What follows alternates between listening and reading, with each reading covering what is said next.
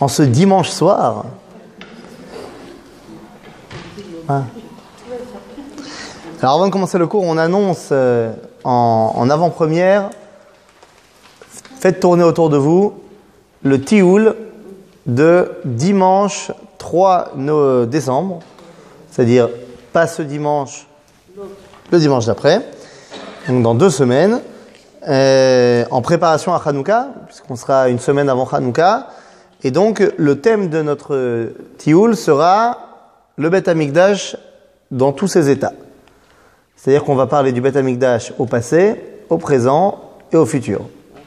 C'est-à-dire, donc on commencera notre journée sur le Mont des Oliviers, dans le site archéologique. Pardon ? Il y aura un autocar, avec les horaires et l'endroit où on doit se retrouver qui viendront plus tard. On commencera donc au parc archéologique de Emek Tsurim où on va bosser. On commence la journée en bossant.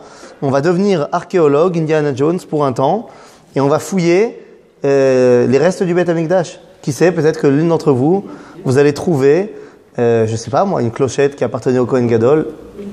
On la garde. Tu t'arranges avec eux après. Après ça, on ira parler du présent au Machon Amikdash, au sein de la vieille ville de Jérusalem. Il y aura un petit moment comme ça, prière au côté, l'histoire de dire que. Et on terminera sur le futur, et ça, je peux pas vous en dire plus. On verra quand on y sera. Ça va ? Voilà l'objectif, préparation Beth Amikdash. Alors nous, on est de retour pour notre 5e cours sur la Géoula, avant-dernier cours de notre série. Et il nous reste plus qu'une seule chose en fait à déterminer. On a parlé de l'identité du Goël de manière générale. On a parlé des dangers qui faisaient peur pendant la Géoula. On a parlé de la Teshuvah en rapport avec la Géoula. La semaine dernière, on a expliqué qu'est-ce que c'était la Géoula pour de vrai, concrètement. Halakha, c'est quoi la Géoula ? Qu'est-ce qu'on attend ? Qu'est-ce qu'on vit aujourd'hui ? Et donc, on a terminé la semaine dernière en disant, ok, mais alors, il y en a un dans tout ça dont on n'a pas beaucoup parlé. Parce que nous, quand on parle Géoula, voilà. We want Mashiach now. Ken, c'est comme ça qu'on dit, il paraît. Mais c'est qui, ce Mashiach ? Aujourd'hui, je suis très ambitieux. Regardez la tonne de choses que vous avez dans vos feuilles. Nachon. On est très ambitieux, mais le Mashiach mérite bien ça. Nachon ? Vous en faites pas, tout ira bien. Et avant toute chose, le titre du cours nous pose déjà la question. Le Mashiach, est-ce que c'est le Messie ou c'est le Mashiach ? C'est pas la même chose ? Disons que le problème, c'est que le Messie, c'est la traduction française de la traduction anglaise du Messiah. Mashiach, c'est devenu Messiah en anglais, qui est devenu Messie, qui est devenu Lionel Messi dans le monde du football. Stop. Mais non, mais attendez. Béhémet, quand on parle Messie, ça a tout de suite des évocations mystiques. C'est le Messie. Oui, c'est ça le problème. C'est que de Messie, on a transposé ça sur le Mashiach. Le Mashiach est donc devenu un espèce de Harry Potter avec des péotes. Et une kippa. Oui, une espèce de personnalité incroyable qui va venir comme ça, pouf, et tout ira bien. Et ça va être génial. Et on en oublie presque ce que veut dire le mot Mashiach. On va voir. C'est-à-dire, on va rentrer doucement dans cette personnalité incroyable qui est le Mashiach. Alors d'abord, il faut comprendre que lorsqu'on parle du Mashiach, ça date pas d'hier. Ça date pas d'hier. Première partie de notre cours, ça fait depuis déjà bien longtemps qu'on parle du Mashiach. Ici, la Gemara, le Talmud, dans le traité de Nedarim, nous dit la chose suivante. Shiva Devarim, dans la source numéro 1, Nivreu Kodem Shenivra Haolam. 7 choses ont été créées avant la création du monde. Bon, il y a plein de choses. La Torah, la Teshuvah, Gan Eden, Gehinom, Kisei HaKavod, ou Beth Amikdash, Ushmo shel Mashiach. Le nom du Mashiach a déjà été créé avant la création du monde. Qu'est-ce que ça veut dire qu'on crée quelque chose avant la création du monde? Ça veut dire que le monde ne peut pas tenir sans ces 7 choses-là. Il semblerait que le nom du Mashiach, c'est une des choses qui fait tenir le monde. Ah bah alors c'est qui alors? On va voir. La Torah me dit Ve'aretz haïta tohu vavou vechoshech al pnei tehom veruach Elohim merachefet al pnei hamayim. Deuxième verset de la Torah. Un verset plutôt positif ou négatif? Tohu vavou, c'est lo mashou, ken? Bon, faut pas oublier qu'il y avait quand même un verset Aleph Aleph, qui était Bereshit bara Elohim et hashamayim ve'et haaretz. Donc ça va. Ken, aval ve'aretz haïta tohu vavou, ce qui est terrible. Vechoshech al pnei tehom, c'est pas mieux. À tel point que je vous ai ramené dans la source numéro 3, le Bereshit Rabbah, le Midrash, qui nous dit c'est quoi tous ces termes. Il nous dit le Midrash que Tohu, c'est Babylone. Bohu, c'est la Perse. Choshech, c'est la Grèce. Et Tehom, c'est Rome. Ah, c'est pas bon. Veruach Elohim merachefet al pnei hamayim. C'est quoi ce Ruach Elohim chez merachefet al pnei hamayim? Nous dit le Midrash Rabbah dans la suite de la 3. Veruach Elohim merachefet zo rucho shel melech hamashiach. Alors non seulement le nom du Mashiach a précédé la création du monde, mais même lorsque le monde est en mode tohu bohu, rucho shel melech hamashiach, il est là. Le problème, c'est que pour l'instant, c'est extrêmement abstrait. Ok, le nom du Mashiach, il a été créé avant le monde, mais je ne sais pas ce que c'est. Et le Ruach du Mashiach, ça veut dire quoi? Il est temps que Dieu, il me descende un petit peu ces concepts très très élevés. J'ai envie de comprendre Tarles, qu'est-ce qui se passe? Et directement, ça m'emmène à une autre histoire, une histoire pas top. Pas top, elle apparaît dans la paracha de Vayeshev, dans quelques semaines. L'histoire de Vayeshev, vous connaissez, c'est la fameuse histoire de la vente de Yosef. En fait, il n'y a pas que la vente de Yosef. Tout va mal à ce moment-là. Tout va mal. Yosef a été balancé dans le puits, il va être vendu en Égypte. D'un autre côté, il y a Réhouven qui a fait un peu n'importe quoi avec Bila, la femme de son père. D'un autre côté, tu as Yehuda qui a quitté le reste de la famille, qui a chuté, l'histoire avec Tamar, il a perdu sa femme et son fils est mort, son deuxième fils est mort et il veut pas donner Tamar à son troisième fils, elle va se déguiser en prostituée, vous connaissez toute l'histoire. Ma Koresh. Eh bien, nous dit ici encore une fois le Midrash Rabbah, Shvatim ayu asukim b'mchirato shel Yosef. Les fils de Yaakov étaient occupés de vendre Yosef. Yosef aya asuk besako veta'anito. Yosef il était en train de pleurer sur son sort. On peut le comprendre. Réhouven aya asuk besako veta'anito. Réhouven aussi, il était en train de pleurer sur son sort à cause de l'histoire avec Bila. Yaakov aya osek besako veta'anito. Ben oui, parce qu'on vient de lui dire Tarov Toraf Yosef. Yehuda aya asuk likach lo isha. Avec tous les problèmes qu'on a vus là-bas, Tamar Veinyanim, et pose la question le Midrash, et pendant que tout le monde a été occupé avec ces petits problèmes, Dieu, il faisait quoi? Qu'est-ce qu'il faisait à ce moment-là? Regardez, le Midrash a une façon extraordinaire de le dire.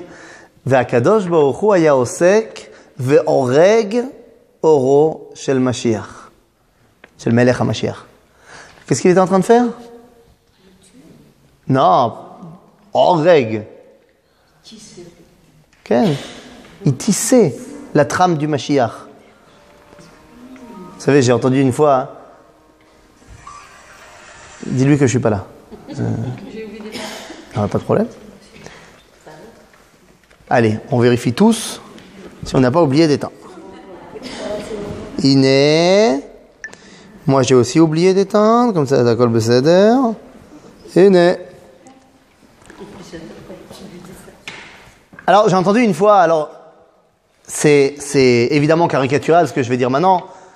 Tout le monde n'est pas comme ça d'un côté et tout le monde n'est pas comme ça de l'autre, évidemment. Mais au niveau caricatural, j'avais entendu un jour le Rav Aviner, il nous avait expliqué quelle était la différence entre la kippa sruga et la kippa shrora. Il dit, la kippa shrora, c'est une kippa nisite. C'est une kippa nisite, miraculeuse. Nisite, mais la chose nes. Nissi. C'est-à-dire, c'est une kippa miraculeuse. Comment on fait une kippa shrora, nous disait-il? Il dit, tu prends 4 morceaux de tissu, tu mets dans la machine, t'as une kippa. C'est fini. Il dit, une kippa sruga, c'est différent. Il faut 3 éléments pour faire une kippa sruga. Elle dit, pour faire une kippa sruga, il faut du fil et une aiguille. Tov. Un court meshahamem et une jeune fille amoureuse. D'accord? Et ça prend, par contre, un semestre pour faire une kippa.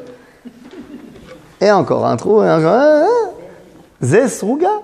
Il dit, la kippa nisite, elle est propice pour les gens qui attendent une geoula nisite. Pouf!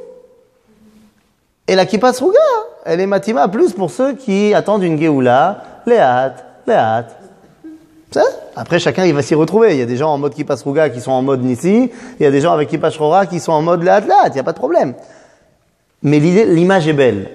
De dire que Akadosh Baruch Hu, il est oreg orosh el Mashiach. Il est en train de tisser la trame du Melech HaMashiach. Ça prend du temps. Ça prend du temps, mais on voit que dès les balbutiements, j'allais dire du peuple juif, mais même du monde, on ne peut pas faire sans le Mashiach. Il est là. Mais je ne sais toujours pas qui c'est. Je sais juste que son nom a précédé même la création. Ben c'est quoi son nom alors? Menachem Mendel? C'est quoi son nom? Hein?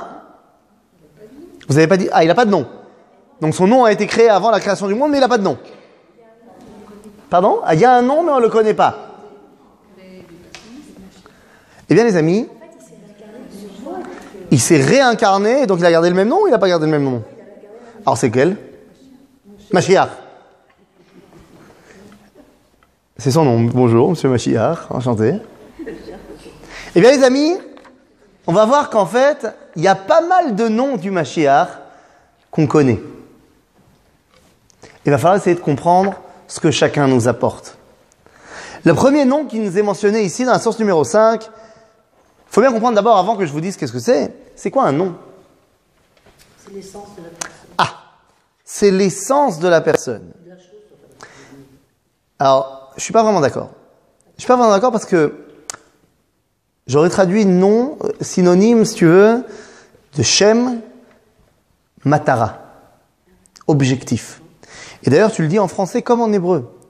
Ani oseh leshem, Shamaim en l'occurrence. Je fais cela au nom de. Dans l'objectif de. C'est pas forcément mon essence. Parce que peut-être que mon essence, elle est d'un certain côté, mais je vais décider de faire quelque chose qui va à l'encontre. Mais je fais ça au nom de. Le nom, c'est l'objectif. Quel est donc le nom du Mashiach? C'est de savoir en vérité quel est son objectif. À quoi il sert? Qu'est-ce qu'il vient faire? Alors regardez, le premier des noms qu'on nous donne, dans le traité de Sanhedrin, dans le Talmud, à la page 96, nous dit le Talmud, Amarlei Rav Nachman le Rabbi Yitzchak. Mish Meilach Eimat Ate Bar Naflei. Matai Yavo Benam Shel Anoflim. Il a traduit Bar Naflei comme étant le fils des tombeurs. Pas des tombeurs, de ceux qui tombent. Amarlei Aval Shnia Man Bar Naflei. C'est qui ce Bar Naflei dont tu parles? Bar Naflei, celui qui est l'héritier de ceux qui tombent. Nous dit la Gemara, Amarlei Mashiach. Mashiach Bar Naflei Karitlei. Toi, tu l'as vraiment appelé le Mashiach Bar Naflei? Amarlei Hen. Ça veut dire Ken. Ken. Dirtiv Bayom Ahu Hakim et Sukat David Anofalet. En d'autres termes, le premier nom du Mashiach qu'on apprend ici, il s'appelle comment, monsieur Mashiach? Bar Naflei. Ben Anephulim. Mais qu'est-ce que ça veut dire? C'est pas très beau tout ça. C'est fantastique. Ça veut dire quoi, Bar Anephulim? Le fils des... Ça veut dire quoi, ceux qui sont tombés? En d'autres termes, le Mashiach, c'est l'héritier de toutes les fois où ça n'a pas marché. Zakavana. Oui, parce que des Mashiach, il y en a eu plein. Des tentatives méchirites, des tentatives messianiques, il y en a eu plein déjà dans l'histoire. Et chacun a amené un lot de choses bien, avec aussi un lot de choses pas bien. Et donc, pour l'instant, on n'a pas encore eu Melech HaMashiach. Mais il y a eu plein de tentatives pour amener l'humanité au temps messianique. Vous pouvez me donner des exemples? Pardon?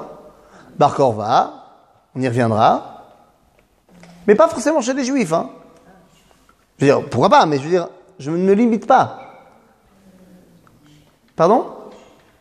Yeshua? Non. Non, pourquoi? Chez les chrétiens, il a été décrété comme étant le Mashiach. Mais pourquoi est-ce que ça n'a pas marché? Pourquoi c'était pas à la base un idéal messianique? Non, après, on l'a pris pour. Non, mais parce qu'à la base, l'objectif de notre ami Yeshua n'est pas de parler à l'humanité. C'est lorsque, bien plus tard, après qu'il ait été crucifié, après que une génération soit passée, que finalement Paulus, ou alors Shaoul, si tu veux son petit nom juif, Shaoul de Tars, dira, vu que les Juifs ils veulent pas de nous, on va aller voir les Romains. Mais c'est Bediavad. Vous avez entendu parler de la Révolution française? Napoléon, le communisme, tout ça, ce sont des idéologies qui étaient basées à la base sur on va créer un monde idéal. Le problème, c'est que ça n'a pas marché. Ça adhère. Mais l'idée de partager, de mettre tout en commun, c'est une belle idée. L'idée de dire qu'on est tous droits, égaux et comment on dit, libres et égaux en droit. C'est fait méode. Tout ça, ce sont des néphulim. Ce sont des tentatives d'amener à un monde idéal qui n'ont pas marché. Du moins, pas entièrement. Mais je vous dire, moi, quand on me parle de néphulim, d'idéologie messianique qui portait en elle tout l'espoir mais qui a raté, la première d'entre elles, c'est qui? Mais regardez, dans la source numéro 6, nous dit le Bereshit Rabbah, Matzati David Avdi, Beshemen Kotshi Meshartiv. Dieu, il a trouvé David. Mais où il l'a trouvé? Ve'echan Matzativ. Bisdom. Sodome? C'est là-bas qu'on trouve le roi David? Alors, oui, pourquoi tu dis oui? Quoi Lot? C'est-à-dire, Lot avec ses deux filles, qui vont amener Ammon ou Moab, Moab et Ammon. De Moab va sortir Ruth à Moavia, et de Ammon va sortir Naama Ammonite, qui va se marier avec Shlomo. Ouah, mais en quoi Sodome, c'est l'idéologie messianique? Vous savez comment Sodome était appelée dans la Torah avant d'être détruite? Pourquoi Lot il est parti à Sodome? Pardon? Kegan Hashem. Kegan Hashem. Si c'est pas porteur d'une idéologie. Alors évidemment, avec toutes les perversions qu'il y a eu là-bas, parce qu'ils n'ont pas réussi à mettre ça en pratique, mais c'est de ça qu'on parle quand on parle de Bar Naflei. Le Mashiach, il est l'héritier de toutes les choses qui ont amené au final à. Et chacune de ces choses, elle portait en elle une réalité qu'il faut intégrer. De dire, non, tout ça c'est pourri, il n'y a rien à prendre de tout ça, c'est l'onachon. C'est évidemment l'onachon. Donc le premier nom du Mashiach, c'est Bar Naflei. Et d'ailleurs, celui qui l'a très bien compris, c'est Rabbi Chia Agadol. Nous dit le Talmud de Jérusalem, avant cela, on pourrait amener... Ah oui, non, slicha. Avant de dire ça, il faut que je vous dise quel est le deuxième nom. Parce que celui qui a tout compris, c'est ce deuxième nom qui va nous mettre les deux en rapport. Le deuxième nom du Mashiach, donc, de dire... Ça suffit pas de dire Bar Naflei. C'est-à-dire, ça suffit pas de dire que le Mashiach, c'est celui qui succède à tous ceux qui ont essayé mais qui n'ont pas réussi. Les tentatives qui ont amené à. Non. Pour que ça marche, qu'il puisse y avoir quelqu'un qui tient la route, malgré toutes les tentatives, il faut que le Mashiach, il a un autre nom. Nous dit le livre de Zecharia, le prophète Zecharia, Navi nous dit comme ça. Sheman ha-Yehoshua ha-Kohen ha-Gadol, ata ve're'echa ha-yoshvim lefanecha, ki anshe mofet hema, ki inneni mevi et avdi. De qui parle le prophète? Du Mashiach. Et comment il va l'appeler? Tzemach. Il est. Deuxième nom du Mashiach. Tzemach. Tzemach, ça veut dire quoi? Pardon? Ouais, celui qui pousse. Ken et Tzemach David avdecha. On dit dans la tfila. Quelle est la dimension de la plante qui pousse? Eh bien, par définition, la plante qui pousse, ça prend du temps. Ça prend du temps. Et il faut l'arroser, il faut la mettre au soleil, il faut faire attention. Ça prend du temps. Ya? Ah, comme la kippa, ça prend du temps. Mais il y a un autre truc. Il y a un autre truc dans le Et Tzemach David. Comment ça commence? La tzmicha d'une plante. C'est-à-dire, non seulement ça pourrit, mais mieux que ça. Moi, j'ai planté ma graine. Je vois rien. Et quand je creuse pour aller voir, je vois que c'est pourri. Attends, tu rigoles ou quoi? C'est que je me suis trompé de graine. C'est que c'était une erreur. Non, calme-toi. Léat. Mais non, mais il n'y a rien, ça marche pas, on voit pas. Léat. Celui qui a compris ça, comme je disais, c'est Rabbi Chia Agadol. Rabbi Chia Agadol se baladait un jour avec Rabbi Shimon ben Chalafta, Bebikat Arbel. Vous savez où c'est Bikat Arbel? Dans la vallée du Arbel. C'est où Arbel? Dans le nord. C'est-à-dire, nous on connaît Baka, Mekor Chaim. Ça ok, ça c'est bon. Ifa c'est Bikat Arbel, les Rabanan. Il faut se balader en Israël. C'est tov. À côté de Tibériade, vidéo. Dans la vallée de Arbel, là-bas, Rabbi Shimon ben Chalafta et Rabbi Chia Agadol se baladent. Je ne sais pas de quoi ils ont parlé toute la nuit. Mais le Talmud me dit qu'au petit matin, Kshegia Ayelet HaShachar, c'est quoi Ayelet HaShachar? Alors, c'est le passage entre, il n'y a pas le soleil encore, c'est l'Ohanet Sachama. C'est pas le lever du soleil. C'est le moment où la lumière commence. C'est l'aube. C'est l'aube, et non pas l'aurore. Lever du soleil.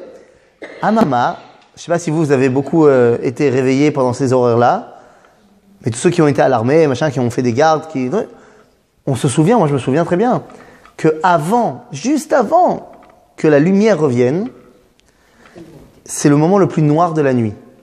Pourquoi? Parce que la lumière revient, et donc, elle éclipse le scintillement des étoiles, mais elle n'est pas là encore.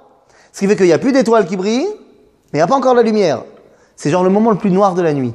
Quelqu'un qui a une vision, on va dire, pas tzemach, pas avec léat, mais qui a une vision, ok, je regarde, je suis cartésien, je regarde, qu'est-ce qui se passe? Il se dit, c'est le pire moment de l'exil. C'est le pire moment de la nuit. Mais celui qui a une vision un tout petit peu plus allongée, eh bien, il peut comprendre que cette nuit-là, elle est en train de prendre fin. Mais il faut avoir un rouge. Il faut le ressentir. Je ne vais pas vous faire un spoiler sur Tou Bishvat, mais c'est Tou Bishvat. Il faut le sentir. C'est ça. Et c'est pour ça que donc il s'appelle Tzemach. C'est ce qui va lui permettre d'être Bar Naflei. C'est parce qu'il a cette dimension de Tzemach. Léat. Je suis pas pressé. 5778 ans, prends les autres. Pas pressé, le mec. Alors, ces deux dimensions-là, est-ce que ça suffit? Eh bien, non. Ça suffit pas. Il y a une autre dimension du Melech HaMashiach. Nous dit, toujours le traité de Sanhedrin. C'est pas compliqué, le traité de Sanhedrin, il termine en disant, c'est le dernier chapitre de Sanhedrin, il parle de Perek Chelek, c'est-à-dire Kol Israël Shlem Chelek Leolam Haba. C'est le traité, c'est le chapitre qui parle de maintenant. Donc c'est sûr que c'est là-bas qu'on va trouver toutes les choses du Mashiach. Et là-bas, la Gemara nous dit, Amar Rav Yehuda. Amar Rav. Atid HaKadosh Baruch Hu le'amid lahem. Comment? David, qu'est-ce qu'il y a marqué après? Acher. Oh, c'est bizarre. L'autre nom du Mashiach, c'est donc David Acher. Ça me pose un petit problème parce que moi, je sais ce que ça veut dire Acher dans la Gemara. C'est qui Acher? C'est Elisha ben Abouya. C'est quelqu'un qui a remis en cause tout l'enseignement de la Torah. Donc ça voudrait dire que le Mashiach, c'est un David Acher. Quoi? Celui qui serait à la tête du peuple juif pendant la Géoula, ce serait quelqu'un qui s'appelle David, mais qui est Acher, qui a rejeté l'enseignement de la Torah? Toute ressemblance avec un cas actuel serait purement fortuit, involontaire. Est-ce qu'il pourrait y avoir un monsieur d'1m60 avec les cheveux en pétard qui porterait le nom de David et qui pourrait être à la tête du peuple juif tout en ayant rejeté l'enseignement de la Torah? Attends, je sais pas, ça doit être quelque chose de purement théorique. Il semblerait que... Je sais pas, je comprends pas. Hein? David Acher? Ben là, ça c'est pas moi. Hein? Ah non, moi j'aurais donné des noms plus sympas. Hein? Attends, tu m'avais demandé à moi. Mais ça suffit pas. Il y en a encore un autre de nom du Mashiach. À la source numéro 10, nous dit le Yalkut Shimoni. באותה שעה התרגשו עובדי האלילים, אמרו לפניו, ריבונו של עולם, מי הוא זה שאנו נופלים בידו? מה שמו ומה טיבו? C'est qui ton Mashiach qui va tous nous éclater? Réponse de Dieu, Amarlei Akadosh Baruch Hu, Ephraim Meshiach Tzidki Shemo. Il s'appelle Ephraim. Tiens, Ephraim, je connais ce nom. Il a fait quoi dans la vie, Ephraim? C'est le fils de Yosef, 100%. Et ensuite, il a fait quoi d'autre? Alors, Ménaché, c'est son frère. Mais vous vous rappelez, c'est bizarre. Ephraim, c'est le plus jeune ou le plus vieux? Plus jeune. Ran. Et Ménaché, c'est le plus vieux. Et quand il est arrivé devant Yaakov pour les bénir, Yaakov, il a fait le coup du hoppa. Et pourquoi il a fait ça? Avalama. Ouais, c'est trop facile, c'est parce qu'on vient de le dire. Non. Non, jusqu'à ce qu'on dise ça. Tu disais quoi? Ça? Pourquoi? Mashiach ben Yosef, tu dis? Ça peut être de Ménaché aussi. Que sortirait rien de bon. Alors pourquoi il le met en avant? De Ménaché. De Ménaché sortirait rien de bon. Donc toi par exemple, Gidon ben Yoash, c'est lo mashou. Marqué dans le livre de Shoftim, Perek Vav, Echel Leoshia et Israël. Non, c'est lo mashou. Mais Ménaché, b'chol zot. Ah, je dis ça comme ça. Benot Tselofrad. On parle de Benot Melech ici. Les filles de Tselofrad. Hein, c'est quelque chose quand même. Elles étaient amoureuses de la terre d'Israël. Nous. Donc il est sorti des trucs quand même de Ménaché. Rashi, là-bas, il dit pourquoi il a fait ça? Il dit parce qu'il a vu que sortirait de Ménaché Gidon, top, mais il a vu que de Ephraim sortirait Yehoshua. Il a dit Yehoshua c'est plus top que Gidon. C'est sympa. Mais attendez, alors ça veut dire que Ephraim, toute sa maout, c'est d'être le papa de Yehoshua. Et Yehoshua, c'est quoi son boulot dans la vie? Donc Yehoshua, c'est un chef militaire. Donc c'est qui le Mashiach quand on me dit Ephraim Mashiach Tzidki? C'est pas seulement quelqu'un qui hérite de toutes les tentatives jusqu'à maintenant, c'est pas seulement quelqu'un qui hérite de toutes ces tentatives grâce au fait qu'il est quelqu'un qui porte en lui le secret de la patience, c'est pas non plus seulement quelqu'un qui a philo est capable d'être acher et pourtant d'être le serviteur de Dieu, qu'il le veuille ou qu'il ne le veuille pas, c'est également un chef de guerre qui va nous faire rentrer en Israël, comme Yoshua. Ok, mais c'est tout? On a fait le tour? Pas vraiment. C'est C'est pour ça que dans la source numéro 11, je vous ai ramené sur le côté de Ephraim, lorsque Tehillim nous dit « Lifne Ephraim ou Binyamin ou Menashe orera et gevuratecha lecha li yeshuata lanu ». C'est-à-dire que la maout de Ephraim, c'est la gvura. La gvura. Vebehemet, lorsque vous regardez l'enseignement du Rav Kook dans Misped la Mashiach, dans l'éloge funèbre qu'il va faire sur Herzl, où il va expliquer quelle va être la différence entre Yehuda et Ephraim, Mamlechet Yehuda, Mamlechet Israël plus tard dans le Tanakh, qui va se transformer aujourd'hui, à l'époque du Rav Kook, en Datim ve Chilonim. Il dit les uns apportent la Torah, mais les autres apportent la Gvura. Et ça, c'est une question qu'on doit toujours se poser. Je ne sais pas si vous avez grandi en France, moi aussi. J'ai de la famille qui a grandi aux États-Unis. Et là-bas, alors que moi, je collectionnais les cartes de Olive et Tom et autres Dragon Ball, j'avais des amis, des cousins qui vivaient là-bas, outre-Atlantique. Et comme dans les films, il y avait, dans certains quartiers, eux aussi, ils avaient des cartes à collectionner, mais c'était les cartes des Rebbeim, les cartes des Rebbes. Ils s'échangeaient comme ça dans la cour de l'école. « Oh, t'as le rabbi de Tzantz, mais c'est génial, je l'ai cherché pendant 3 semaines. Viens, on échange. » « Ah non, moi j'ai le rabbi de Gour, tu rigoles ou quoi? C'est de la folie. »« Ah non, je l'ai en double déjà, c'est bon, c'est nul. » Maintenant, c'est Hamoud. Mais le problème, c'est quoi? C'est que pendant 2000 ans, c'était qui pour nous l'idéal du juif? Genre, on regardait qui avec les rabbonim? D'accord, mais si je vous demande maintenant, dessine-moi un rabbin. Et il y a l'autre qui a dit, dessine-moi un mouton. Bon, moi je te dis, dessine-moi un rabbin. Comment tu dessines le rabbin? Déjà un petit peu grisonnante, la barbe, minastam, le chapeau, machin, les rides, emplis de sagesse. Bon, en gros, c'est le père Fouras, quoi. Ça il a fait, c'est Besséder. Mais ça vient avec le côté, c'est un chacham, ce que tu veux, d'accord. Mais tu l'imagines pas de faire un 100 mètres relais 4 fois 100 mètres. Non. Et où sont les Giboré à Tanakh? Pourquoi est-ce que lorsqu'on te demande c'est qui pour toi le The juif, tu penses au rabbin et tu penses pas à David, Yoshua, Shimshon? Il nous faut la Gvura. Et ça, c'est Ephraim. Mais ça suffit pas. Ine, nous dit le livre de Jérémie, Yirmiyahu, Ine yamim baim neum Hashem va'akimoti le David tzemach tzadik. ומלך מלך והשכיל ועשה משפט וצדקה בארץ. בימיו תיוושע יהודה וישראל, ישכון לבטח, וזה שמו אשר יקראו השם צדקנו. Autre nom du Mashiach, une fois que tu as compris tout ce qu'on vient de dire, tu veux comprendre que le nom du Mashiach, c'est Hashem Tzidkenu. C'est-à-dire que jusqu'à présent, on n'a pas parlé d'un truc, à Tzedek.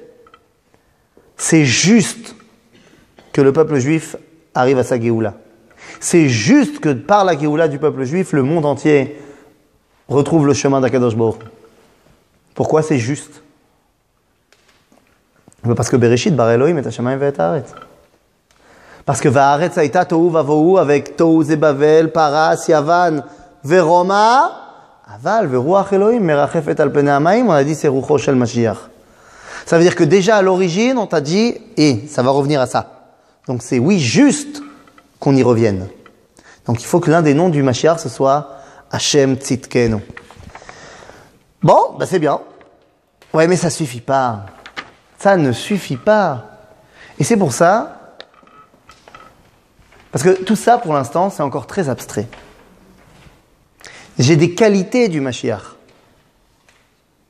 Et je les comprends, elles sont les unes qui vont derrière les autres. Bar Naflé, Tzemach, Ephraim, Hashem Tzidkenu, j'en ai sauté. Tzemach, slicha, ken, David Acher. נכון, סליחה. David Acher. Hashem Tzidkenu. Il manque encore un pan qu'on n'a pas évoqué. Dit le Talmud, je reviens à Sanhedrin, Ma Shemo chez la Mashiach. Devei Rabbi Shilo Amrei Shilo Shemo. Les élèves de Rabbi Shilo, ils ont dit, comment il s'appelle? Shilo. Pas du tout subjectif. Les élèves de Rabbi Shilo, ils ont dit, il s'appelle Shilo, m'en fous. Et il t'amène un verset. Deve de Rabbi Yanai, Amre, Yinon Shmo. Yinon, c'est Yanai.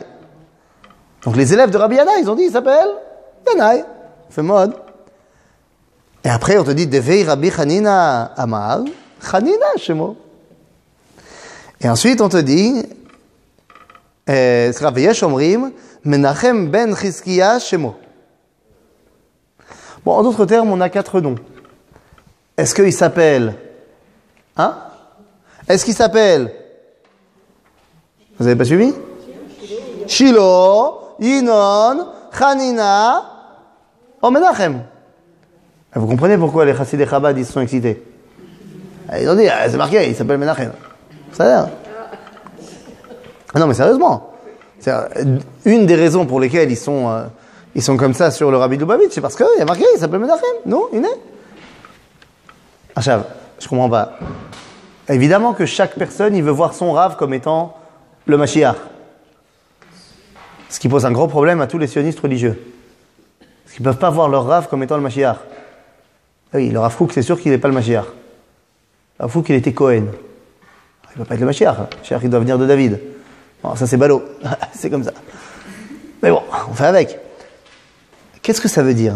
Quel est le point commun de tous ces personnages? Que ce soit Rabbi Hanina, que ce soit Rabbi Yanai, que ce soit Rabbi Shilo. C'est quoi tous leurs points communs? Leur point commun, il est simple. Ils sont vus par leurs élèves comme étant l'idéal à atteindre. En d'autres termes, c'est qui le Mashiach? C'est celui que moi j'ai envie de voir comme exemple. C'est pas celui que Hachem choisit. Bien sûr. Comme par exemple le roi, à l'époque des rois. C'est qui a choisi David? Hachem, d'accord?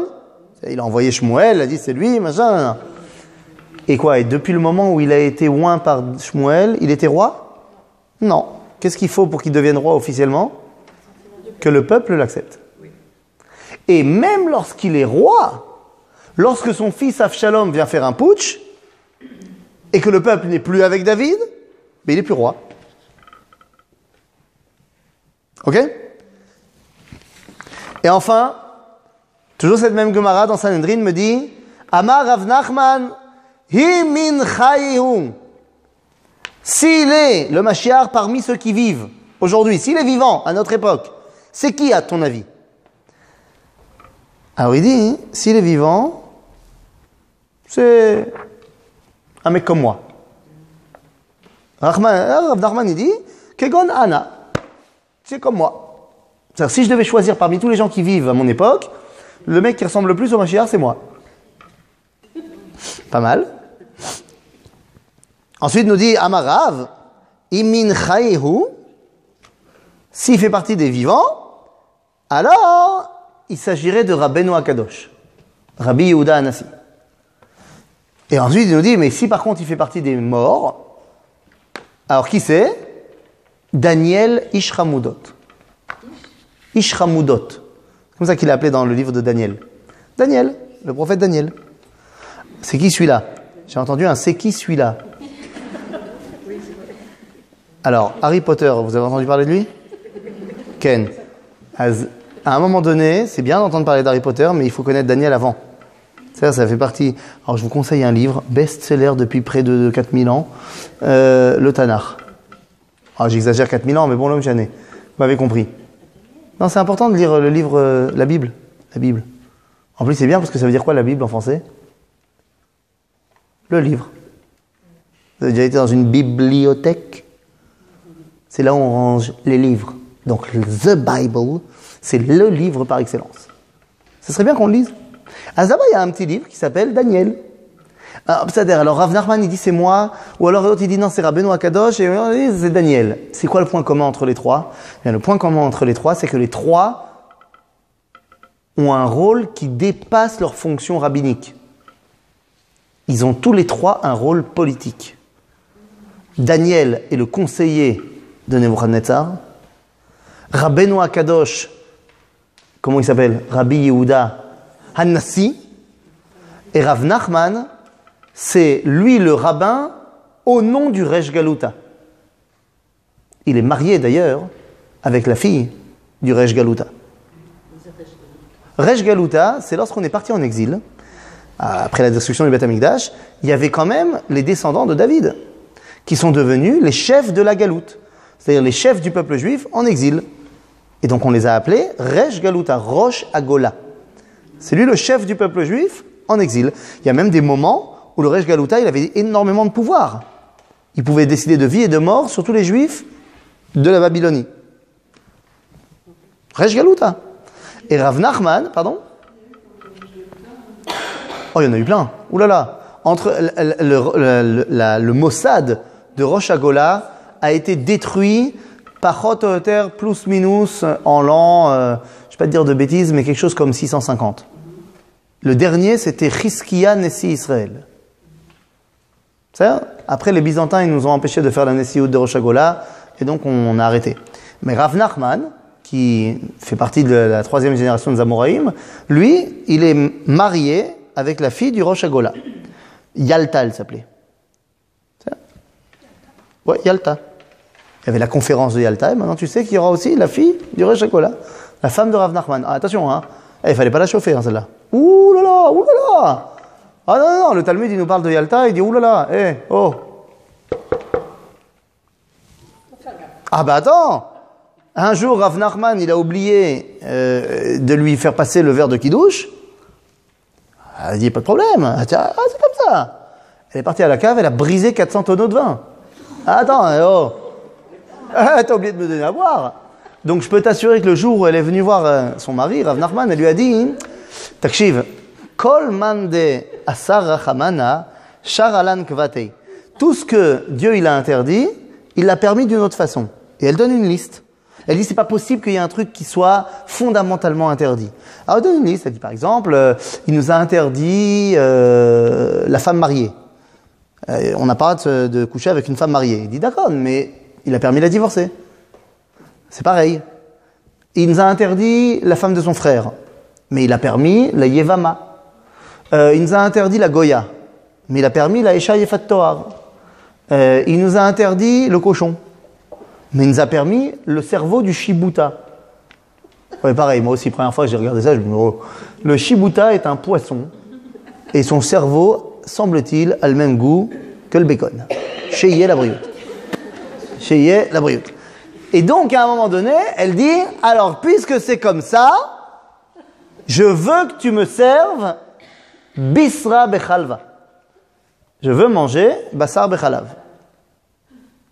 Il y a forcément un moyen de pouvoir le faire. Bon, là, Rav Nachman, il se rappelle de l'épisode avec les barriques de vin. Il se dit, je sens que ma vache, elle va pas finir la journée. Donc, il a ordonné qu'on lui prépare des pies de vache grillées. Et oui, parce que le pie de la vache, il est plein de lait. Et c'est de la viande. Donc, c'est du lait et de la viande. Agave, c'est une marloquette dans la Gemara. Est-ce qu'on a le droit de manger du pie de vache grillé? Ça? Bon, quoi qu'il en soit, c'est ça le point commun entre Rav Nachman, Rabbi Yehuda Hanassi et Daniel. Une dimension politique au Mashiach. Et c'est ce qui va me permettre de faire ma transition, oui les amis. Parce que je vous ai demandé Messie ou Mashiach. Et je vous ai dit, Messie, ça fait penser tout de suite un peu folklorique, Harry Potter, un mec comme ça, pouf, il arrive, c'est génial, tout va bien. Et on en a oublié la traduction même du mot Mashiach. Ça veut dire quoi? Mashiach.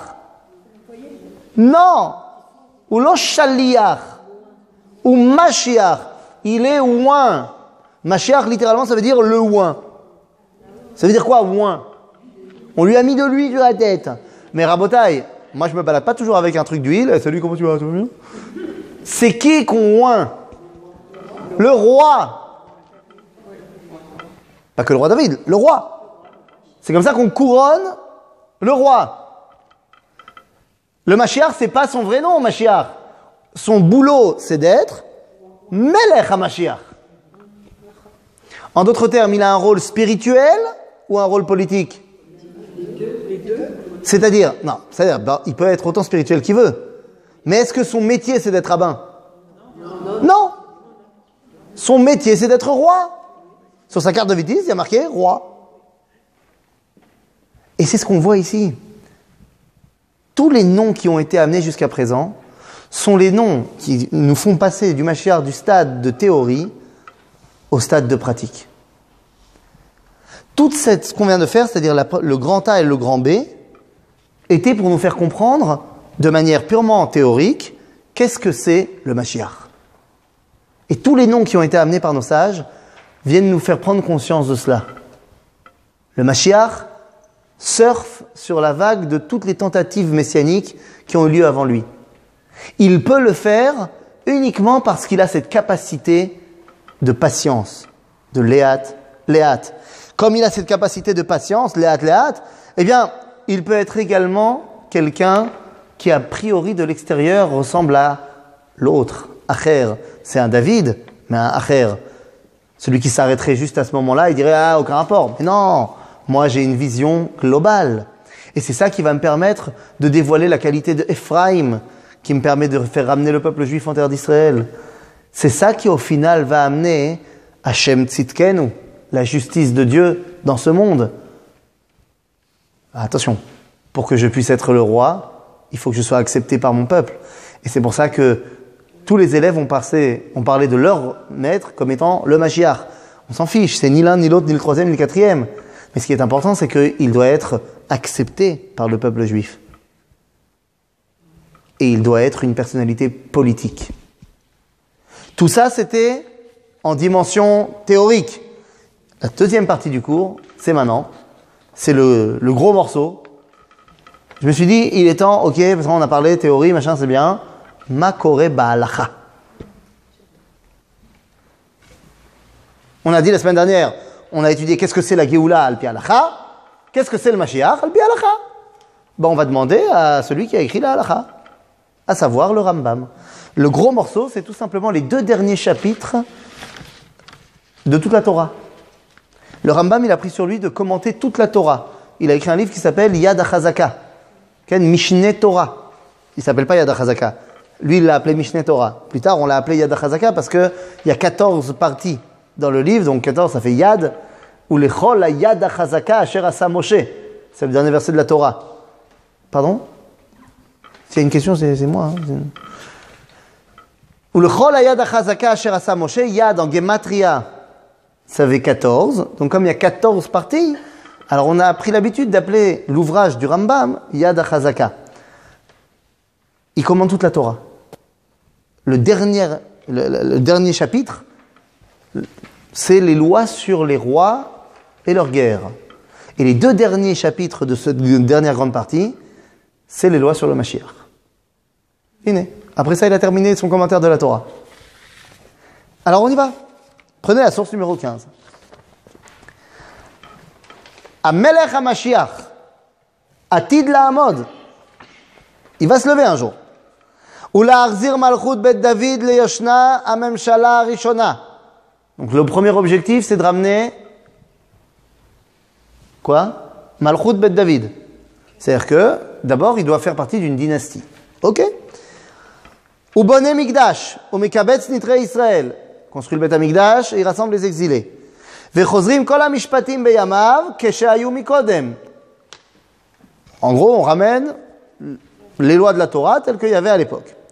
Umakrivim korbanot veosim shmitim veyovlot kechol mitzvatam ha'amurot batorah.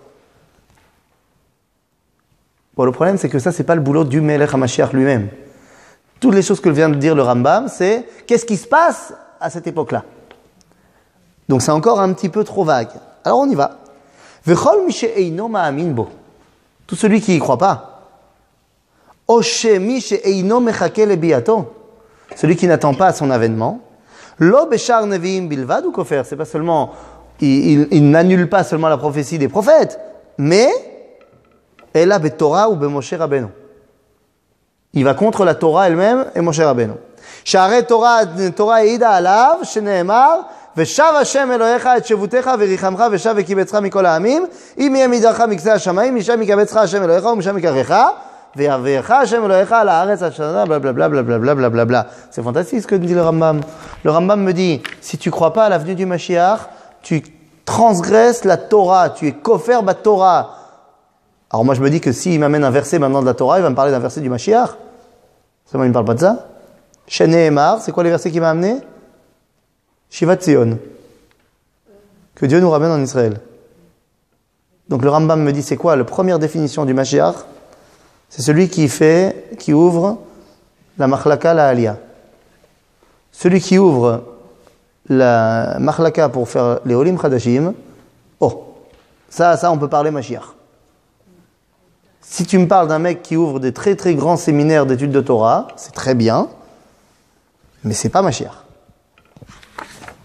Alors venez, on continue.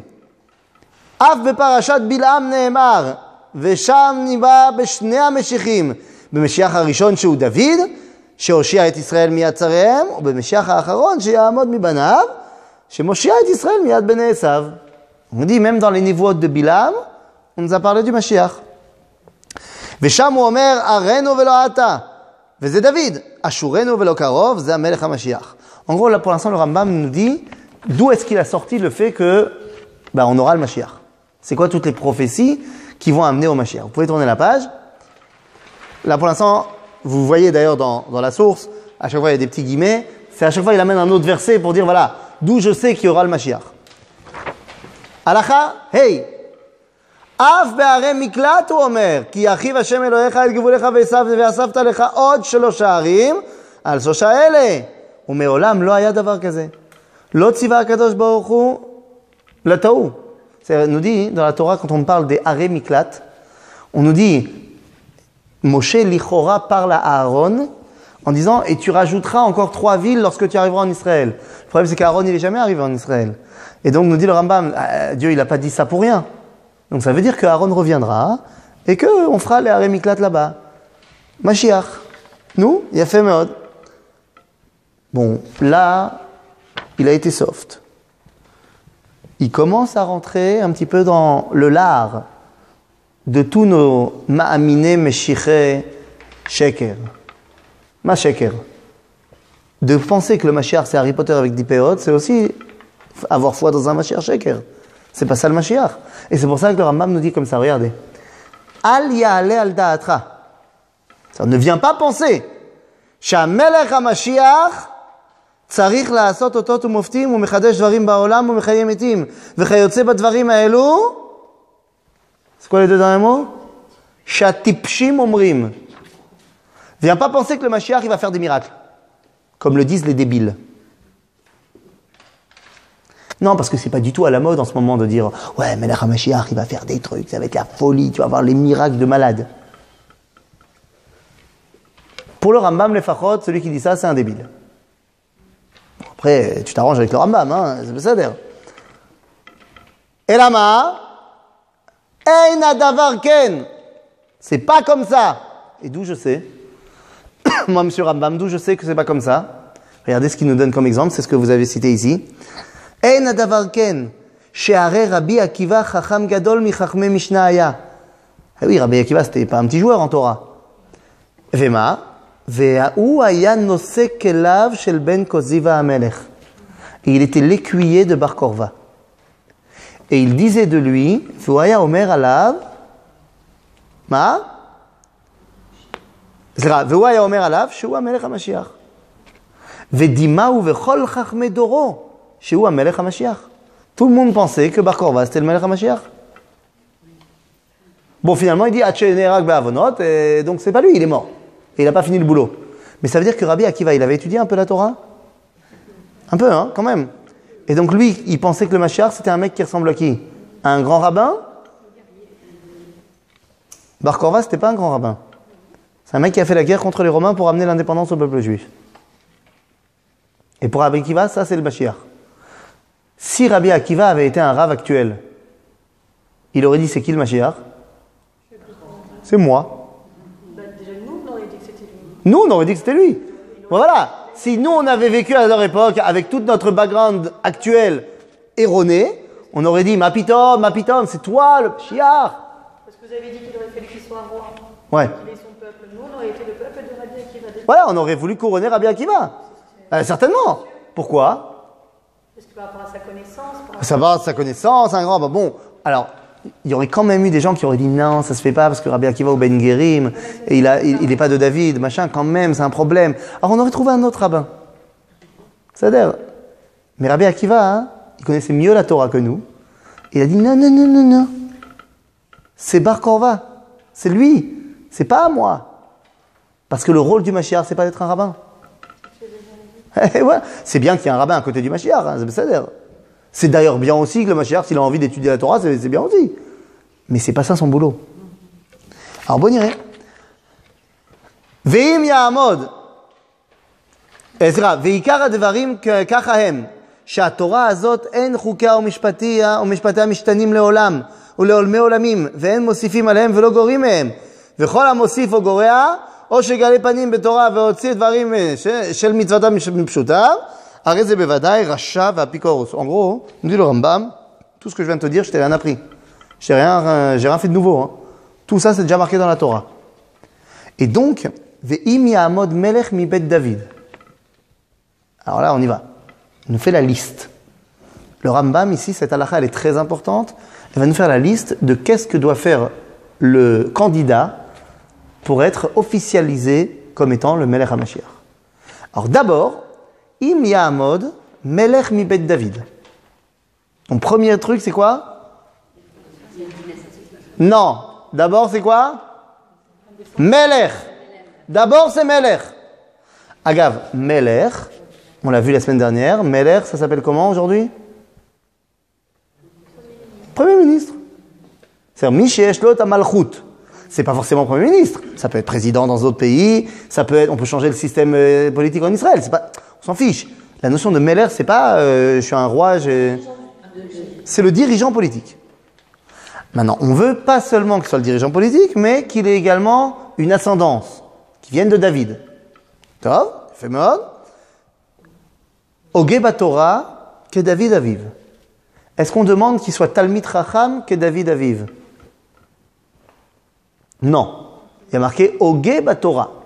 C'est-à-dire quoi? Qu'il étudie la Torah, comme David, son papa. On t'a pas dit d'Afiomi, on t'a pas dit comment, on t'a pas dit quoi, on t'a pas dit dans quel shita. Ils ont un mec qui étudie la Torah. C'est ça? Ogé Batora, que David Aviv. Kefi Torah Shebirtav, ve Torah Shebe'alpe. C'est-à-dire qu'il écoute aussi les rabbins. Ok. Ve'yachuf kol Israël l'elech ba'u lechazek bedovka. C'est-à-dire, il faut que le Melech HaMashiach, il incite le peuple juif à faire la Torah. Comment il fait ça? Des lois, du style le Tanakh à l'école, Chok HaShabbat, par exemple. Nachon. Hein? Bah d'abord, Chok HaShabbat, c'est pas Bennett. Hein? Chok HaShabbat, ça fait ouah. Ah, le Tanakh à l'école. Il y avait déjà du Tanakh à l'école avant que Bennett il devienne ministre. Et puis, Bennett, pour l'instant, il est que ministre. Il n'est pas encore Melech. Je sais pas, il faut lui demander. Je suis sûr qu'il a un petit arbre généalogique de derrière les fagots, là, il va te le sortir à un moment donné. Ça veut dire, les athlètes, on vérifiera. Mais ça suffit pas. Et là, il te dit, Ve'ilachem milchemot Hashem. Mazé ilachem milchemot Hashem. Et non pas, im kol hakavod, mes enfants, ils étaient au Gan Chabad, et ils ont eu le t-shirt Tzivot Hashem, veze chamoud meod, veze yafé meod, pour éduquer les jeunes à être dans une ambiance cool. J'ai pas de problème avec ça. Mais il y a un moment donné où tu dois passer l'étape du « je suis un enfant ». C'est-à-dire, tu peux pas faire passer des gosses avec des tambours et des drapeaux à la place de gens qui sont prêts à se prendre une balle dans la tête pour sauver le peuple juif. C'est l'auto d'avar. J'enlève pas la grandeur de ces enfants-là. Hein. Mais c'est l'auto d'avar. C'est-à-dire, donc, Yilachem milchemot Hashem.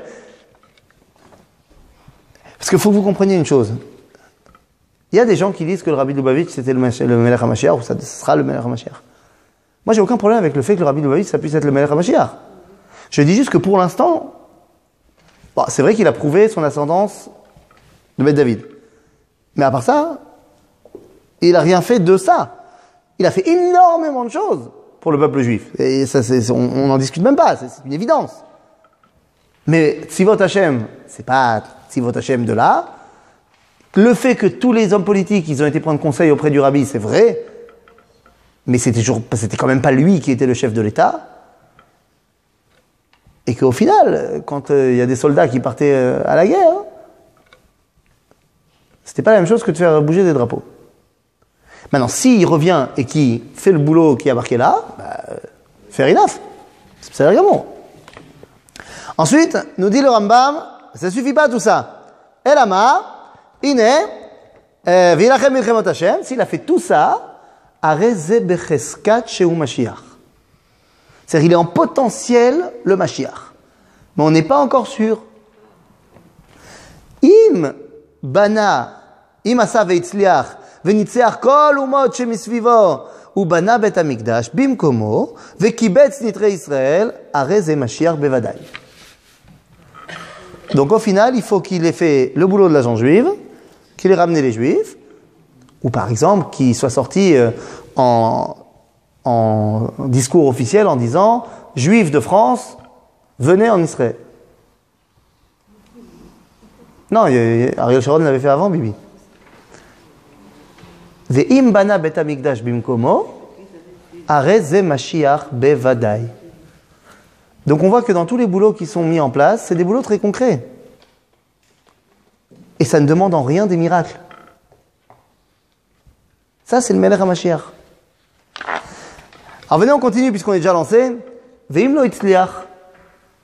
Un mec, il a commencé le boulot, il était chaud. Ve' lo itzliach. On est rag. Alors qu'est-ce qu'on fait? Kayadua she'eino ze she'ivticha alav haTorah. Bon, bah alors c'était pas lui. Mais attention, בסדר, שאינו מבטיחה עליו התורה, והרי הוא ככל מלכי בית דוד, השלמים והכשרים שמתו. C'est-à-dire qu'on lui garde quand même une place d'honneur dans le panthéon des rois qui étaient des mecs bien et qui ont fait du bien au peuple juif. Mais ce ne sera pas le Mashiach. Tov. Alors qu'est-ce qu'on fait? ולא העמידו הקדוש ברוך הוא אלא לנסות בו רבים. Donc c'était un test, et ça a commencé, c'était pas encore l'objectif final. אבל מחשבות בורא עולם אין כוח באדם להשיגם. כי לא דרכינו דרכיו ולא מחשבותינו מחשבותיו. C'est-à-dire, tu peux toujours te poser la question, non mais attends, mais pourquoi Dieu il passe par des chemins aussi torturés? C'est Dieu. Laisse-le faire, il sait gérer. וכיצד? כבר נתמלא העולם כולו מדברי המשיח. ומדברי התורה ומדברי המצוות. ופשוטו, דברים אלו באים רחוקים. C'est quoi l'idée du Mashiach? Pourquoi est-ce que Dieu il a fait passer par autant de chemins sinueux? Parce que regarde, on est en 2017 et le monde entier est familier aux notions messianiques.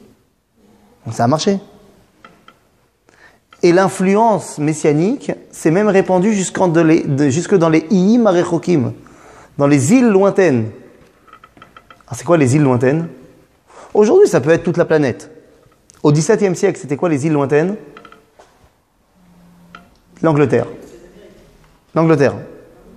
C'est-à-dire, il parlait de l'Angleterre, genre l'île lointaine. Ah, l'Amérique, c'est plus une île, hein, c'est déjà de l'île de compète. C'est-à-dire, aujourd'hui, vous êtes dans le monde entier? Internet? Velachen ba'alacha achorona, dans ce chapitre 11, Ursheyamod hamelech hamashiach be'emet, ve'yatzliach, ve'yarum ve'inaseh, מיד הם כולם חוזרים ויודעים ששקר נחלו אבותיהם ושנביאיהם ואבותיהם הטעום. Ils les ont trompés. Mais ça, c'est que quand le Mashiach, ça y est, il est en place, il a construit le Beth Amikdash à Kol Tov, donc le monde entier, il reconnaît. Dans le chapitre 12, le Rambam, il te dit, ok, mais là, je t'ai parlé du Mashiach, je veux te parler de l'ambiance. Et là, il nous dit, Al ya'ale al alev, shebihimot ha-Mashiach, Yivatel davar miminago shel olam. Crois pas que le monde il va changer. Crois pas qu'on va avoir un petit âne blanc avec un mec qui va arriver et pouf, il y aura des mitzvot partout, et il y aura des arbres à mitzvot. Non, c'est là. Ela, haolam keminago noeg. O sheyeh sham chidush b'maaseh bereshit, kemo she'atipshim omrim. Ela, haolam keminago noeg. Le monde il continue. Non, parce que ma femme elle a été éduquée chez Chabad. Et là-bas, Mashiach, Mashiach, Mashiach, Mashiach, Mashiach. Quand on s'est marié, une des premières choses qu'elle a arrêtées, c'est de vouloir le Mashiach. Parce qu'elle a compris qu'une des premières choses, pourquoi je vous raconte ça?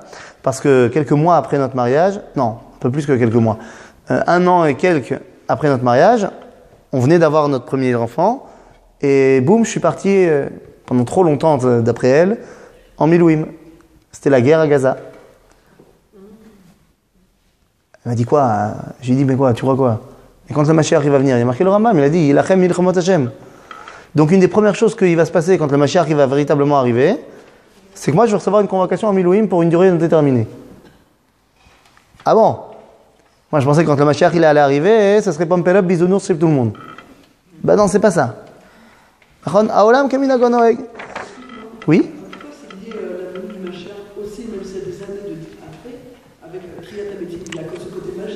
לאט לאט. הנה, זה יבוא. בסדר? on y vient. אל העולם כמנהגו נוהג. וזה שנאמר בישעיה. Et voilà ce qui est marqué dans le prophète Yeshayahu. וגר זאב עם כבש, ונמר עם גדי ירבץ. Que le loup va vivre avec le mouton. Ben oui, il n'y a pas de problème. Si tu changes le mouton tous les jours, c'est bon, ça marche. Non, mais sincèrement. Ça veut dire quoi ça? וגר זאב עם כבש, c'est pas notre monde. Et là, nous dit le Rambam, Mashal vechida, inyan adavar, sheyu Israël yoshvim lavetach, em verishei haolam, המשולים בזאב ונמר, שנאמר, זאב ערבות ישודדם, נמר שוקד על עריהם.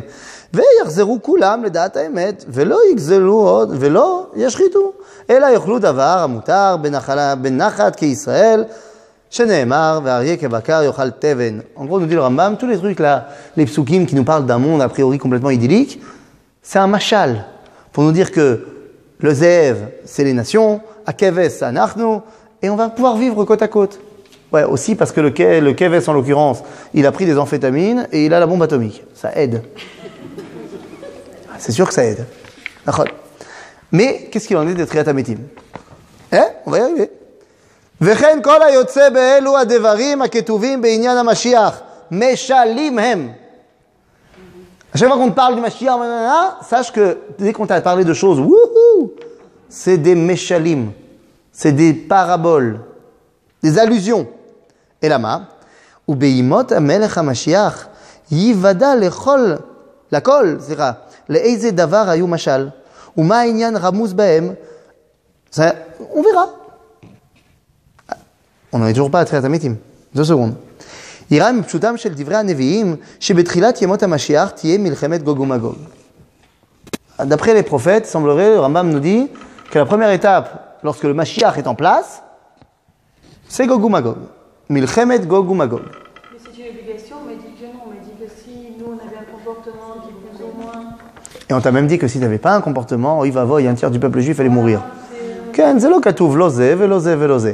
אלא מלחמת גוג ומגוג, il y a plein de façons que... Du côté de votre femme, là. Ouais, נכון. מלחמת גוג ומגוג, c'est peut-être que c'est déjà maintenant.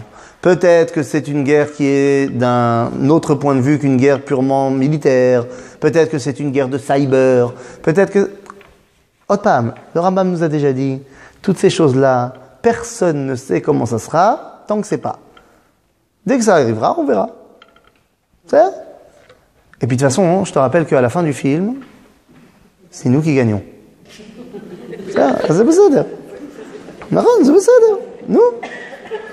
Donc il dit d'abord, il y aura מלחמת גוג ומגוג. ושקודם מלחמת גוג ומגוג, יעמוד נביא לישראל, ליישר ישראל ולהכין ליבם. Donc il dit d'abord, avant מלחמת גוג ומגוג, il y aura un prophète qui sera envoyé au peuple juif. כמו שנאמר, הנה אנוכי שולח לכם את אליה הנביא, לפני בו יום השם הגדול והנורא. Donc quoi, il nous faut le prophète Élie. Ou pas. Parce que le natif de Vologine, il a déjà répondu que lorsque le peuple juif, dans son intégralité, décide d'un mahalach, décide d'un processus, ça donne la force de la prophétie. Donc on n'a pas besoin d'un prophète officiel. Non, je ne suis pas contre, au contraire, ça me fait kiffer. Mais si le peuple juif décide d'aller dans un processus, ça lui confère la force d'un prophète. C'est ce qui permet au peuple juif de prendre des décisions complètement folles. Comme par exemple, alors que les États-Unis ont dit non, tu déclares pas l'indépendance de l'État d'Israël, on déclare quand même. Si un jour on fait un tioul à Tel Aviv, dans le palais de l'indépendance où a été déclarée l'indépendance de l'État d'Israël, je vous expliquerai là-bas comment Yad Hashem il est venu dans l'histoire alors qu'on n'aurait jamais dû avoir l'État d'Israël. C'est clair? Alors, tzarich liot bamakom. Ani bichlal, moi je pense qu'il faut faire une bracha là-bas. Baruch ata Hashem Elokeinu melech haolam, she'asa li nes bamakom hazeh. Alors vous allez me dire, non mais c'est pas moi. D'accord, mais la Mishnah elle dit que quand tu arrives devant la mer Rouge, tu dois faire la bracha. Pourquoi? Parce que c'est vrai que c'est tes ancêtres qui sont passés par là. Mais toi, tu étais là-bas, au niveau de ta neshama. Nous? Prochaine fois, quand on ira à Tel Aviv. Halakha Dalet. כן? ויש מן החכמים שאומרים שקודם ביאת המלך המשיח יבוא אליהו, ce qu'on vient de dire. וכל אלו הדברים וכיוצא בהם, הנה, c'est la phrase clé, לא ידע אדם איך יהיו עד שיהיו. Donc tous les, je ne veux pas donner de nom, mais tous les rabbanim prédicateurs d'Apocalypse, les filles à Rambam même Toim.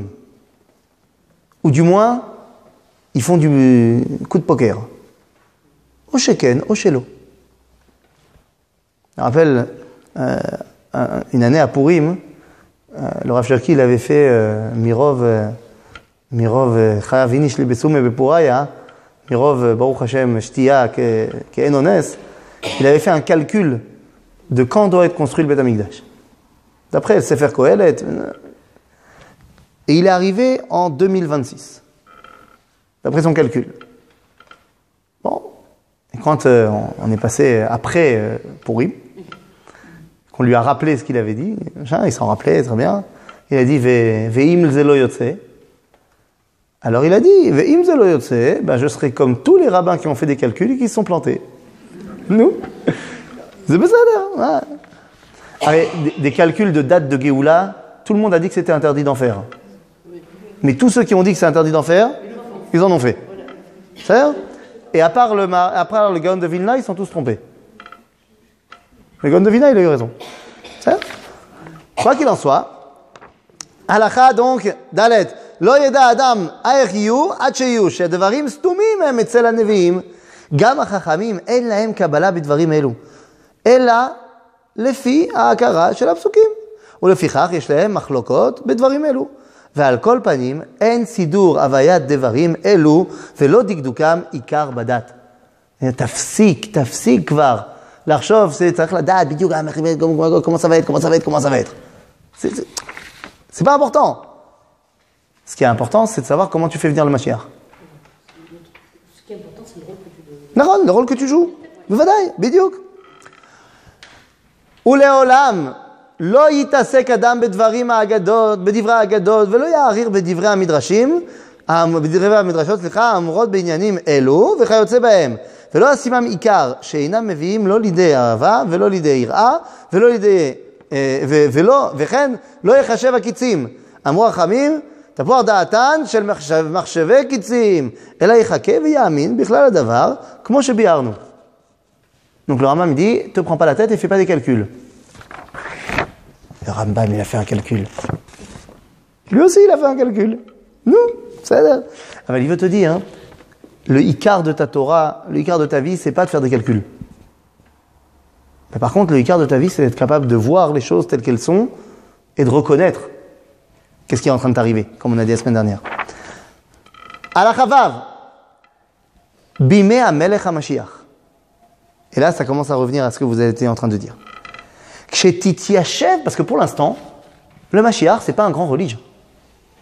D'après ce qu'on vient de dire, on n'a rien. Ok, il est l'homme Torah, midépaham, il écoute les rabbins. Mais à aucun moment on t'a dit que c'était le Gdolador. Alors là, nous dit le Rambam, Kshetitiashev malchuto alav. C'est-à-dire après qu'il soit rabbin, qu'il soit roi, et qu'il ait construit le Beth Amikdash et qu'il était reconnu comme Mashiach officiel, dans un deuxième temps, Az, Kshetitiashev malchuto alav, ויתקבצו אליו כל ישראל, ויתייחסו כולם על פי רוח הקודש שתנוח עליו. C'est après coup, il va devenir prophète. Cool. Il va devenir prophète. Prophète. Mais ça, c'est seulement après qu'il soit reconnu comme Mashiach. C'est-à-dire une fois qu'il a déjà bossé, qu'il est en place. Alors, Akadosh Baruch Hu, il va le faire kiffer, il va le passer au rang prophète. Hein? Bah voilà. Nachon, bidiouk. C'est pas pour rien qu'on a commencé.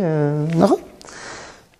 כשתתיישב מחוץ ויקבצו עליו כל ישראל, יתייחסו כולם על פי רוח הקודש שתנוח עליו, שנאמר וישב מצרף ומטהר, ובני לוי מטהר תחילה, ואומר זה מיוחס כהן וזה מיוחס לוי. En gros, voilà, לאט. Il y a ça d'abord la Torah elle est chez les rabbinim, et ensuite le Mashiach, il prend une dimension beaucoup plus importante. הלכה זין, לא ניתבו הנביאים והחכמים ימות המשיח, לא כדי שישלטו על כל העולם, ולא כדי שירדו בגויים, ולא כדי שינסו אותם העמים, ולא כדי לאכול ולשתות ולשמוח. Alors pourquoi est-ce qu'on a besoin de ימות המשיח? אלא כדי שיהיו פנויים לתורה. C'est pourquoi est-ce qu'on veut au final le Mashiach? Pourquoi on veut ça? Pour qu'on puisse connaître Dieu pour de vrai. Or, je vous rappelle qu'un des fondements du judaïsme, c'est qu'on ne veut pas créer une religion individualiste. On veut créer une dimension collective de Kedusha. Donc, il est évident qu'on ne peut atteindre notre véritable connaissance de Dieu que lorsqu'on est souverain.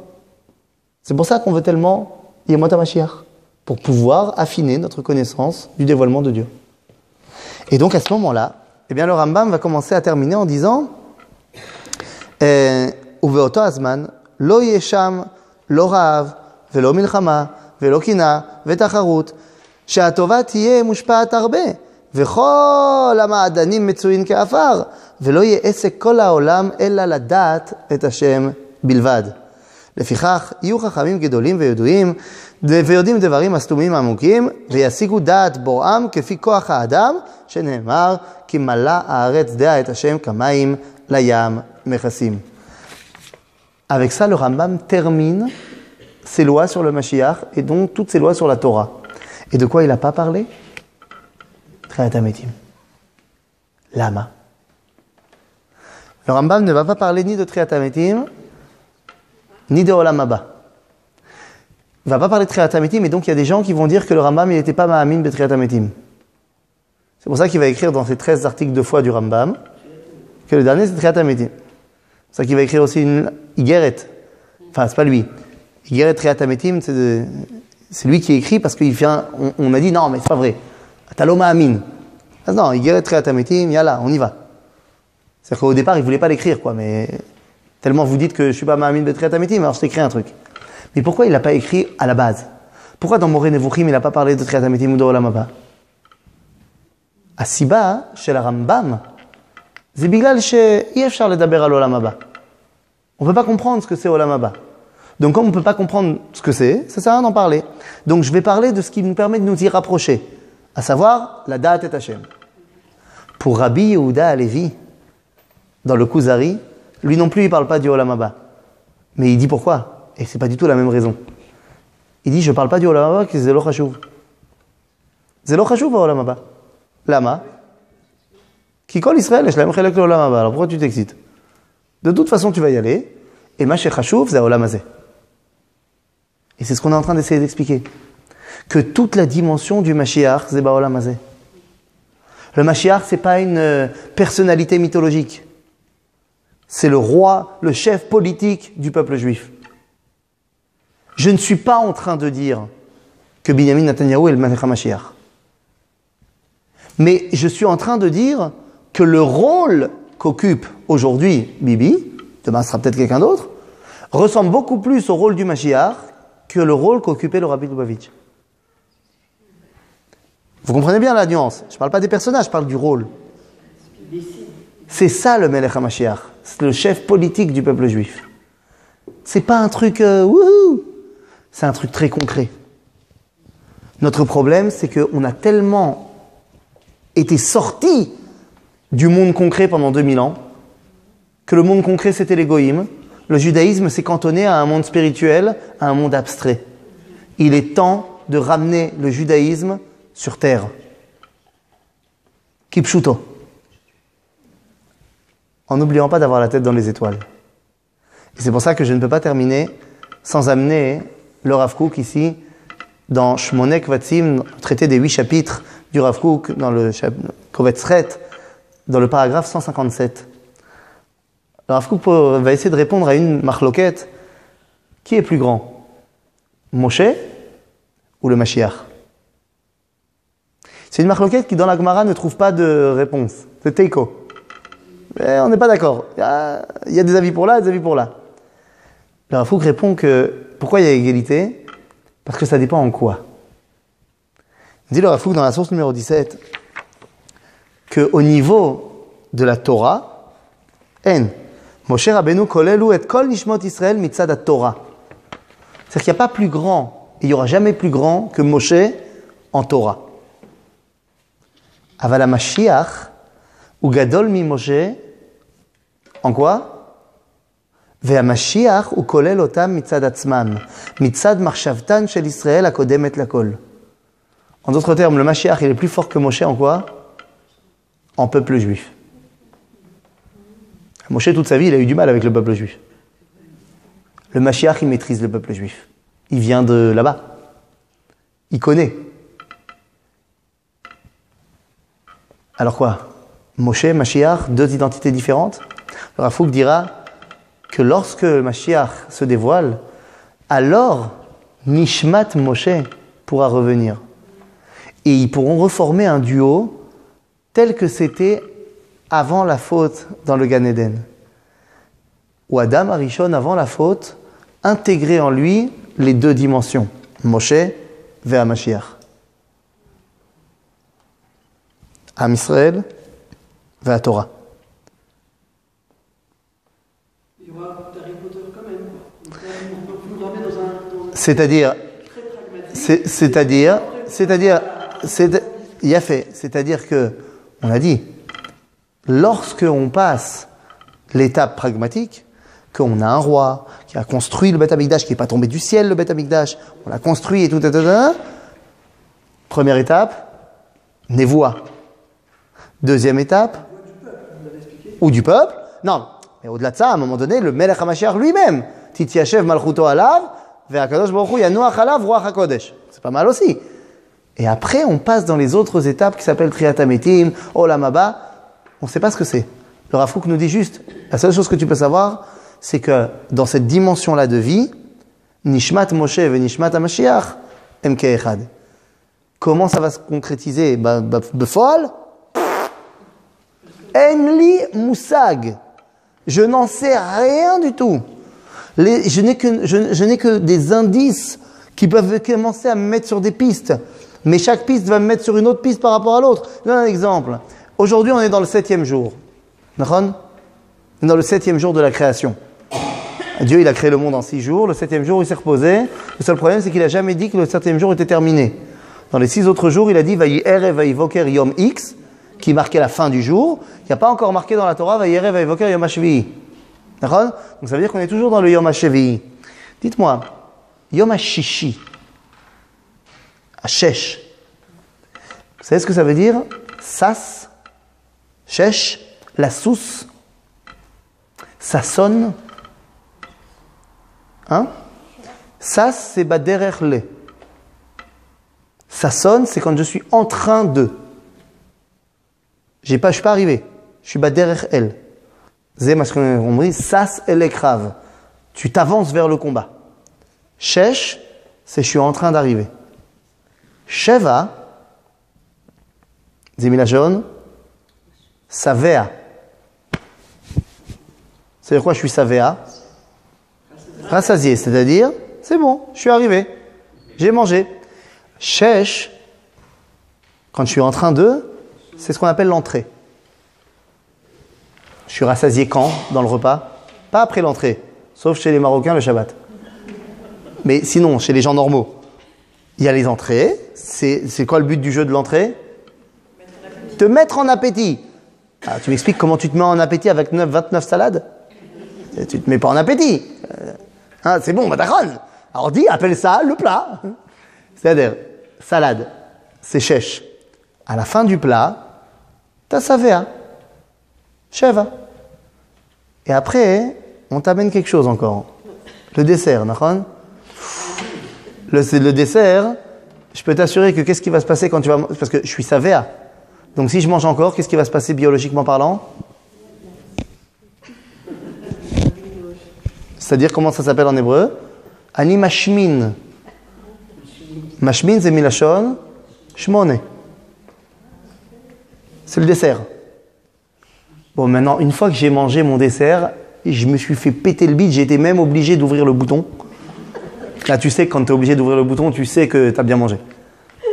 Qu'est-ce qui se passe? À l'époque de la Mishnah, qu'est-ce qu'on faisait à ce moment-là du repas? Après le dessert, on amenait ce qu'on appelle Mugmar. Mugmar, c'est le moment où les Tanaïm, les mecs, ils ne pouvaient plus bouger. Je vous rappelle qu'ils étaient à la mode d'Astérix. Donc on est allongé en mode... voilà. Et là, on emmenait le Mugmar, c'est-à-dire on faisait un narguilé, on emmenait les encens. On faisait brûler un petit truc comme ça, une bonne odeur. Les mecs, ils étaient refaits. Ils se disaient, oh, c'est bon ça. Et ça s'appelle, Mishnah, Sha'ashua.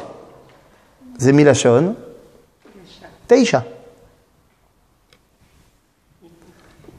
Mais le Ramchal nous a déjà expliqué qu'il y a encore une autre madriga qui s'appelle Ve'asiri Yekodesh. C'est-à-dire qu'on passe de Shesh, Sheva, Shmone, Teisha, Ada Osher. Comment ça va se concrétiser? Je n'en sais rien. Je n'en sais rien parce que la Torah m'a pas demandé de m'occuper de ça. Ça, c'est son boulot. La Torah m'a demandé de les kadesh et yom hashvi'i. Vayivarech Elohim et yom hashvi'i vayikadesh oto. Le rôle de notre 7e jour, c'est d'arriver à la kedusha. Et ça dépend de moi. Et c'est ça qui me permet de dévoiler le Melech HaMashiach dans un monde totalement concret, dans un monde totalement clair, avec des halachot très précises, et pas avec de la fantaisie Harry Potteresque. C'est ça notre rôle du peuple juif. Quand on comprend qu'est-ce que c'est le dmout du Goël, quand on comprend que la Géoula, elle passe par des choses qui vont faire peur, mais il faut se prendre en main. Quand on comprend que la tchouva du peuple juif pour arriver à la Géoula, c'est pas que l'un dépend de l'autre. La Géoula, elle arrive quoi qu'il arrive. Et comme la Géoula, elle arrive quoi qu'il arrive, tu feras tchouva quoi qu'il arrive. Tu reviendras à ton identité. Pas forcément, simplement en mettant les tefilines. C'est bien de mettre les tefilines. Mais tu reviendras à qui tu es, tu reviendras à la maison. Tu reviendras à ton identité, tu mettras les tefilines comme un grand et pas comme un petit. Et à ce moment-là, tu comprendras, tu sauras ouvrir les yeux et voir, oh, iné, zé, à Géoula. Tous les indices sont ouverts. Et donc, je serai enfin prêt à pouvoir reconnaître celui qui est à ma tête et qui fait le boulot tel que le Rambam m'a dit pour devenir le Melech HaMashiach. Celui qui sera passé par Bar Naflei, par Tzemach, par David Acher, par Ephraim, par Hashem Tzidkenu, qui sera reconnu par tout le peuple juif. Chacun se reconnaîtra en lui et qui sera devenu la personnalité politique à laquelle j'ai envie de m'identifier. À ce moment-là, eh bien, on pourra tout simplement tous se retrouver, pas loin, là-bas au Shiloach. On mettra de l'huile sur la tête du bonhomme, après qu'il soit trempé au mikvé là-bas au Shiloach, et on pourra dire Yechi Amelech HaMashiach. À ce moment-là, on sera bien, on sera refait. On a dit, à ce moment-là, on pourra faire comprendre que l'âme du Mashiach, qui est celle du peuple juif, l'âme de Moshe, qui est celle de la Torah, ne feront plus qu'un pour dévoiler cette phrase que je vais dire en araméen, pour dévoiler que Israël, Oraita, Vekut Chaberichu, Chadhu. À ce moment-là, on pourra dévoiler au monde entier que Israël, la Torah et Akadosh Baruch Hu ne font qu'un. Bon, on a du boulot, les gars. Qu'est-ce qu'il nous reste à voir? Eh bien, vu qu'on a beaucoup parlé, vous avez besoin comme ça de 10 jours de repos. Je vais vous laisser décanter et on se retrouve dans 10 jours, c'est-à-dire pas ce mercredi, parce qu'on a fait maintenant, pas le mercredi d'après parce que je serai à Auschwitz, mais le mercredi d'après, qui tombe le 6, donc le 6 décembre pour notre dernier shiur de la série, avant la prochaine, dernier shiur de la série qui sera Erev Hanouka Mamash, et donc on aura un cours tout simplement après tout ce qu'on a dit, on va le mettre en pratique dans la Géoula de Hanouka. Qu'est-ce que ça veut dire? Qu'est-ce qu'on en apprend pour aujourd'hui? Et puis, Bichlal, qu'est-ce que c'est Hanouka? En spoiler, je vous dis tout de suite le titre du cours. Je veux pas de bougie à Hanouka. Pas de bougie à Hanouka. Il est le titre du cours, vous pouvez vous le noter. Beseder? Chazak ou Baruch? À tout le monde.